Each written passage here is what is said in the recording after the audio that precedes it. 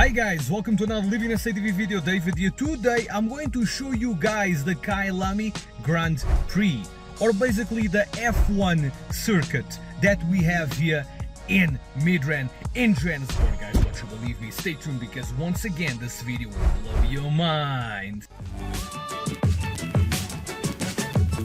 Ponte D,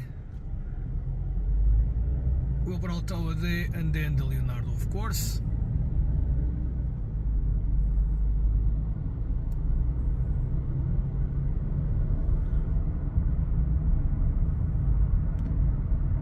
Amazing guys, just look at that amazing view, eh?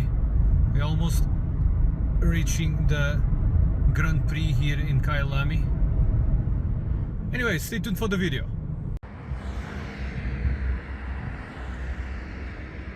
This thing is huge, guys. Let me show you via drone. Sure, this thing just goes for miles, guys. Just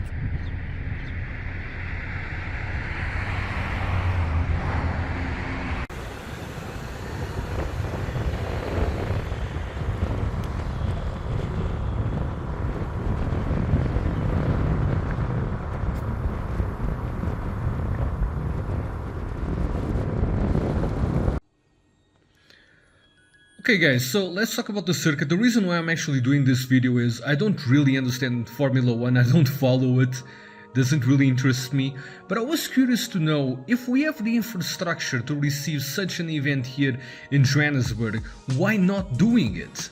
So I decided to try to understand why. So, as you guys probably know, South Africa is the front runner for the Grand Prix on the continent due to its long Formula 1 history and its experience in hosting major events like the football and rugby World Cups.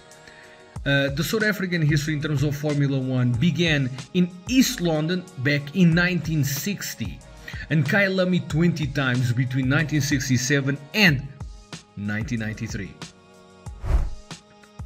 Okay guys, in terms of history of the circuit, very interesting. So it was first built in 1961 and was revamped during the 1990s. On the 24th of July 2014 it was auctioned off for 205 million. The winning bidder was Toby Venter, owner of Porsche South Africa. Toby Venter spent over 200 million in acquiring the circuit, and then he spent over 300 million rand upgrading the facility, allowing it to successfully obtain a license, basically to bring the event to the circuit. Okay, so many of you actually asked me to make a video about this because it will be a great thing for South Africa, right? So after 30 years, Formula 1 is returning to South Africa, knowing that the last basically event was in 1993. So what happened, you know? Because it's not going to happen. It's still going to be done in Belgium, I guess. But why really? So this takes us to what? This takes us to the logistics, the costs, the deals. What happens behind these events? What are the real costs? Is it worth it to make an event like this? So that is what I want to understand with you guys in this video.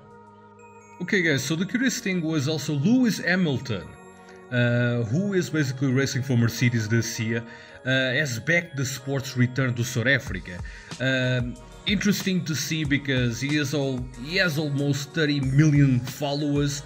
I don't know if this was really a publicity stunt from the organizers to see the reply from the public and all that, but it was just interesting also to mention also in this video.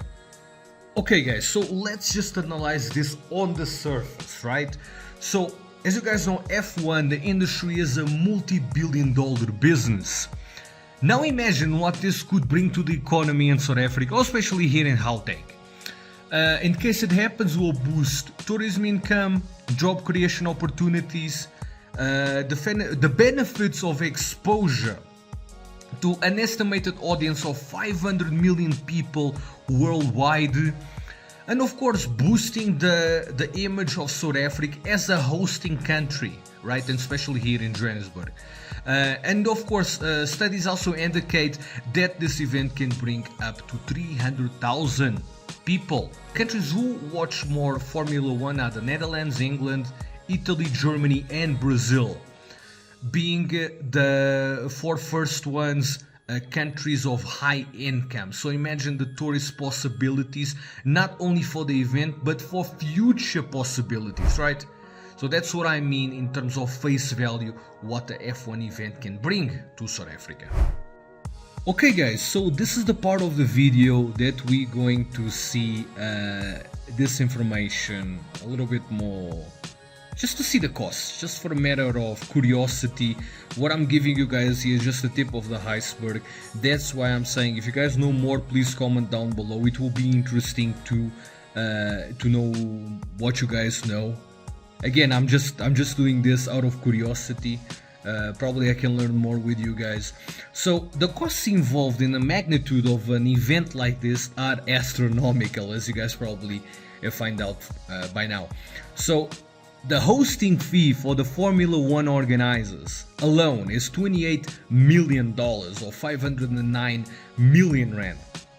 This is what F1 organizers demand upfront, straight, clean on their pockets. And besides this, all the logistics behind the event of preparing everything for the event to start, it's ridiculous. So to give you guys an idea, a total cost for an F1 event will be 1 billion rand, and these prices or these numbers are all in the current exchange rate. We're talking about $55 million in total to prepare, okay, for this event. So it's just crazy, because $28 million and then the other 30 million, like how we gonna raise that money, you know? Is this gonna be only taxpayer money? Because taxpayer money is how they actually fund these type of events worldwide. But what happens if things go south? How are we going to get the money back on the return of investment, you know? I understand F1 is a huge event, but it's not as huge as a football event or a rugby event. I can be wrong, but I think the impact for the local economy will be not that much.